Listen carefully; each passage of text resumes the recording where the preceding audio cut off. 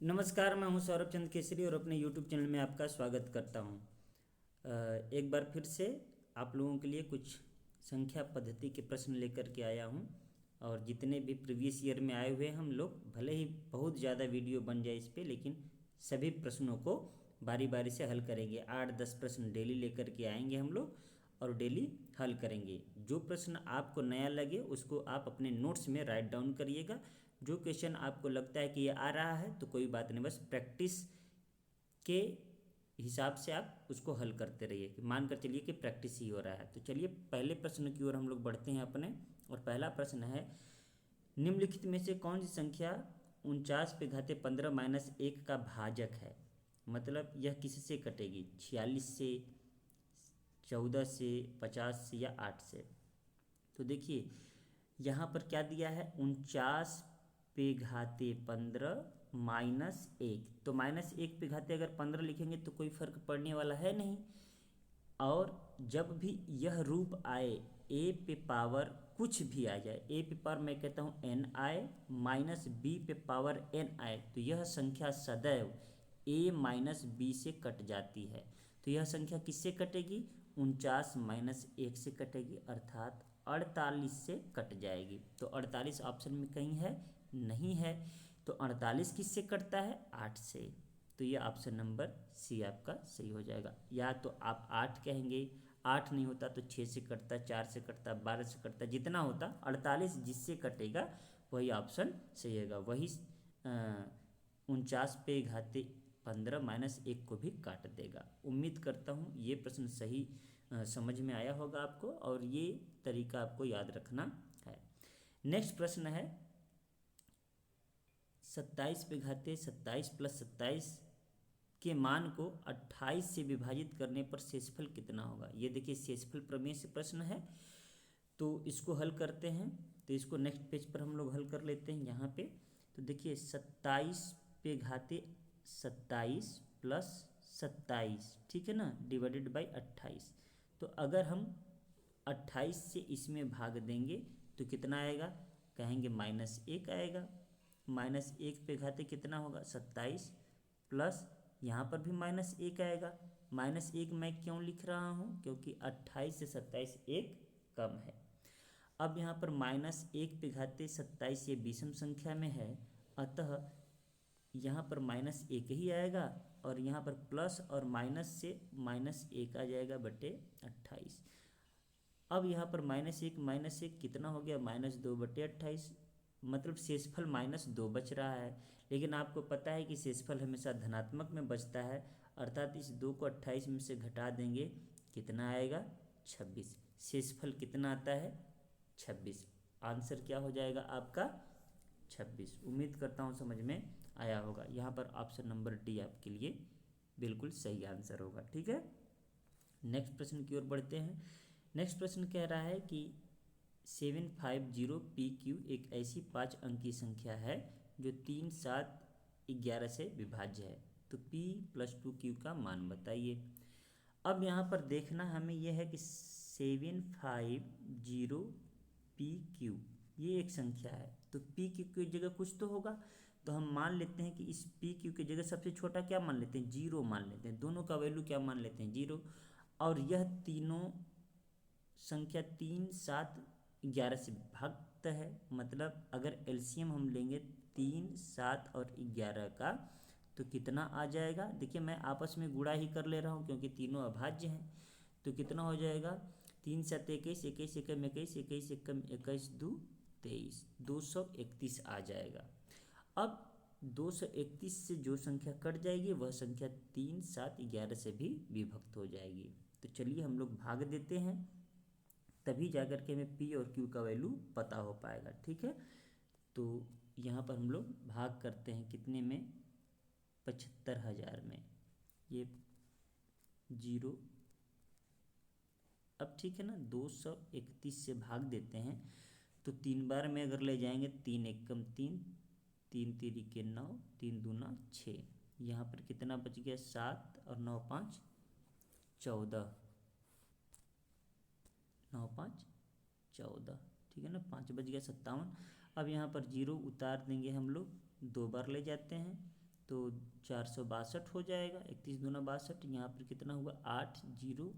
अब ये जीरो हम लोग उतार देते हैं, भाग करने तो आता ही होगा, तो हम लोग क्या करते हैं 4 बार ले जाते हैं, 2 चौकी 8 लगभग, तो 4 एकम 4, 4 तियाँ 12, 4 दूना 8 एक 9। यहाँ पर कितना बच रहा है हमारा, 10 में से 4 गया 6 बचा, 7 में से गया तो 5 बचा, 156 बच गया। कहने का मतलब यह है कि यहाँ पर 156 कम होता तो ये संख्या पूरी पूरी कट जाती। हमारे कहने का मतलब यही है। तो या तो आप एक बार और 5 बढ़ा करके ले जाइए, या तो यह जो शेषफल बच रहा है ये शेषफल नहीं बचता तो पूरी पूरी विभक्त हो जाती। तो हम इसमें क्या कर देते हैं 231 में, कितना में 231 माइनस 156 कर देंगे, कितना आ जाएगा आपका, तो 6 5 11 और 12 हुआ तो 7 75 आ जाएगा। इसका मतलब यह हुआ कि अगर यहाँ पर 75 और होता, हम क्या कर देते हैं 75 यहाँ पर जोड़ देते, तो क्या हो जाता, यह संख्या पूरी पूरी कट जाती। कहने का मतलब क्या है, यहाँ जो 156 बचा है, अगर मान लीजिए 231 बचता तो संख्या पूरी पूरी कट जाती ना एक बार और आकर के, तो 231 से यह कितना कम है, तो 75 कम है, यहाँ पर 75 और चाहिए था, तो यही जो 75 कम है इसमें क्या कर दीजिए आप जोड़ देंगे।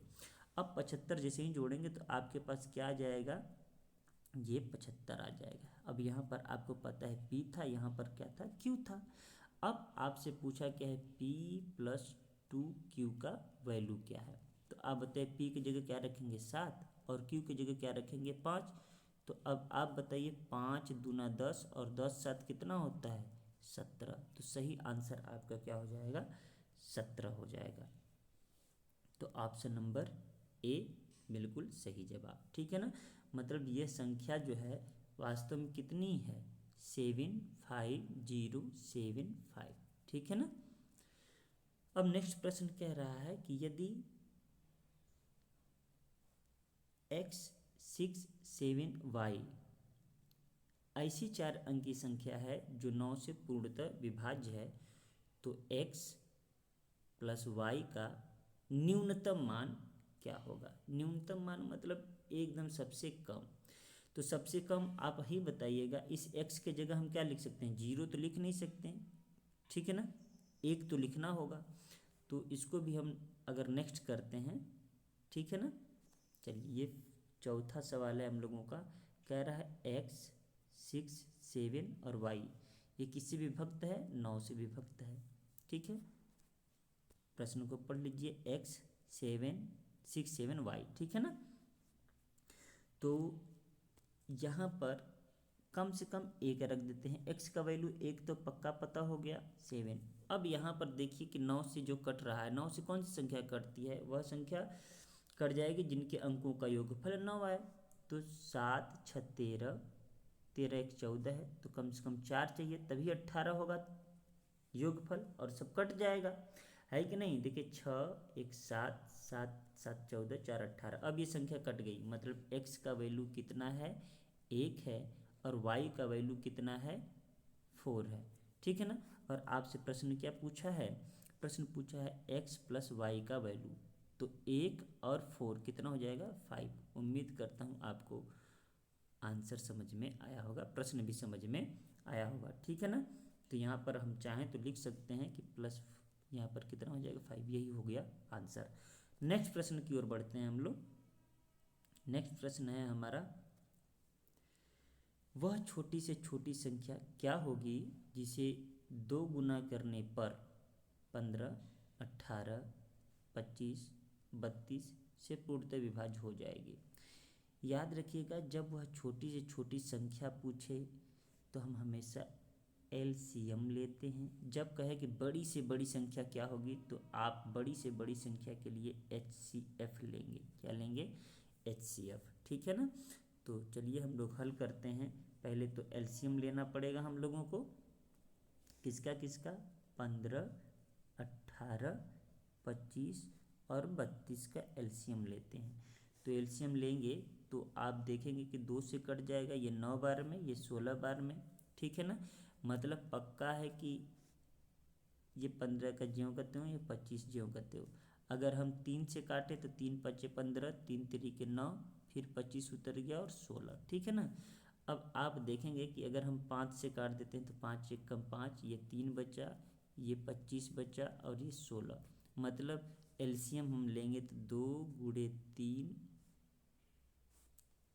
यहाँ 5 बार में ही कटेगा, गुणे 5, अब यहाँ पर क्या बचा है, गुणे 3 बचा, फिर 5 बचा और 16 बचा, ठीक है ना। इन तीनों का हम क्या कर देंगे, गुणा कर देंगे इसमें, तो एलसीएम आ जाएगा। तो अब गुणा करिए, 16 पचे 80, 8 तिरिके 24, 240, ठीक है। फिर क्या है, यहाँ पर 240 अभी आया है, ठीक है ना, गुणे 5 तियाँ 15, 15 दूना 30, गुणे 30 कर दीजिए तो 24 तियाँ 72 हो जाएगा, 72 पे 2 जीरो, मतलब यह हुआ कि 7200 आ रहा है। 7200 एक ऐसी संख्या है जो पूर्णतः विभाज्य हो जाएगी। इन सभी का एलसीएम कितना आया, इन तीनों का एलसीएम आया है 7200, ठीक है ना, मैं लिख दे रहा हूँ यहाँ पर। अब 7200 एक ऐसी संख्या है जो 15, 18, 25 और 32 से कट जाएगी, लेकिन ये पूछा क्या है, जिसे दुगना करने पर, तो वह छोटी से छोटी संख्या क्या होगी, 36 होगी, तभी तो 36 दूना 72 करेंगे तो पूरा पूरा कट जाएगा। दुगना करने पर 72 नहीं आएगा, छोटी से छोटी संख्या क्या है, 36 है इसमें, तो आंसर होगा हमारा ऑप्शन नंबर ए। इस प्रश्न को ध्यान रखिएगा, ठीक है ना।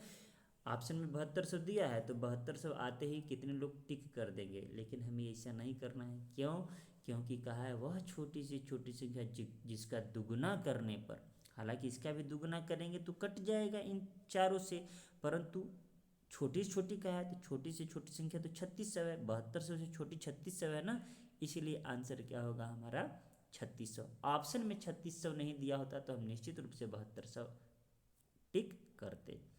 नेक्स्ट प्रश्न है, दो संख्याओं का अंतर 1564 है। बड़ी संख्या को छोटी संख्या से विभाजित करने पर हमें भागफल के रूप में 6 और शेषफल के रूप में 19 प्राप्त होता है। छोटी संख्या क्या है, तो देखिए कह रहा है भागफल के रूप में 6 आ रहा है। अगर हम एक संख्या मान लेते हैं तो यहाँ पर 6 आ रहा है, और शेषफल के रूप में आप देखेंगे कि 19 आ रहा है, ठीक है ना। तो शेषफल के रूप में अगर हमारा 19 आ रहा है तो हम यहाँ 19 लिख लेते हैं, ठीक है। तो अब दोनों संख्याओं का अंतर 1564 दिया है, हमें पता नहीं है, मान लेते हैं संख्या x और y है और दोनों का अंतर क्या है 1564। क्लियर, पता हो गया ये। अब यहाँ पर जिससे भी भाग दे रहे हैं, चलिए अगर यहाँ पर हम मान लेते हैं कि x है और यहाँ पर y है, तो हम लोग क्या सीखे हैं, इसका गुणा अगर इसमें कर दें 6y और फिर इस शेषफल को जोड़ दें तो समस्या क्या हो जाता है, समाधान हो जाता है, मतलब हमेशा x का वैल्यू आ जाता था, ठीक है ना। अब यहाँ पर x का वैल्यू आ गया है तो x का वैल्यू यहाँ पर फिर कर दीजिए, आ जाएगा। तो x के जगह, इस x के जगह मैं इतना लिख दे रहा हूँ, तो इसके जगह क्या लिख रहा हूँ, 6y प्लस 19 माइनस वाई बराबर 1564 लिख रहा हूँ, ठीक है ना। तो बड़ी संख्या x माने हैं और छोटी संख्या y, क्यों, क्योंकि बड़े में से छोटा घटाएंगे, ठीक है ना। अब यहाँ पर देखिए 6y में से 1y गया तो 5y बचा। अब यहाँ पर 1564 में से अगर हम 19 माइनस करें तो कितना आ जाएगा, तो 5 आ जाएगा। 14 में से 9 गया 5 और 5 में से 1 गया तो 5, 1545 आ जाएगा, ठीक है ना। कितना आ जाएगा, 1545। अब 5 से काटेंगे आप इसको तो 5 तियाँ 15, ठीक है ना, 0 बढ़ जाएगा, 5 नवा 45, मतलब छोटी संख्या 309 आ रही है। उम्मीद करता हूँ ये भी समझ में आया होगा। तो ऑप्शन नंबर हमारा कौन सा सही हो जाएगा, डी, ठीक है ना। नेक्स्ट प्रश्न की ओर बढ़ते हैं हम लोग। नेक्स्ट प्रश्न है, निम्नलिखित में से कौन सी संख्या 2, 3 और 5 से विभाज्य है। तो ये विभाजिता का प्रश्न पूछा है, तो आप देखिए 2 से विभाजित कौन होगा, जिसके अंतिम अंक 2 से विभाजित हो जाएं, तो 2 से तो लगभग सभी विभाजित हो रहे हैं। 5 से विभाजन का नियम क्या है, अंतिम में 5 हो या तो 0 हो, तो ये दोनों तो विभाज्य होंगे नहीं, बस 3 से चेक कर लीजिए। तो 5 4 9 ये तो कट जाएगा, 6 भी कट जा रहा है, ठीक है। 3 से हम लोग 2 और 5 से चेक कर लिए हैं, बस 3 से चेक कर रहे हैं। अब देखिए 7 7 14 26, 20 तो 3 से नहीं कटता है, तो ऑप्शन नंबर सी ही क्या होगा, सही जवाब होगा, ठीक है। आप चेक कर लीजिए, कोई डाउट नहीं है, इस तरीके से हम लोग चेक कर लिए कि ऑप्शन नंबर सी क्या है, बिल्कुल सही जवाब है। नेक्स्ट प्रश्न है, वह निकटतम संख्या जो 87,501 से बड़ी है और 765 से पूर्णतः विभाजित है, ज्ञात कीजिए। तो 765 से आप क्या कर दीजिए, इसमें भाग दे दीजिए 87,501 में। निश्चित रूप से जो शेषफल आएगा उसको जोड़ देंगे तो आंसर आ जाएगा। एक तरीका यह है।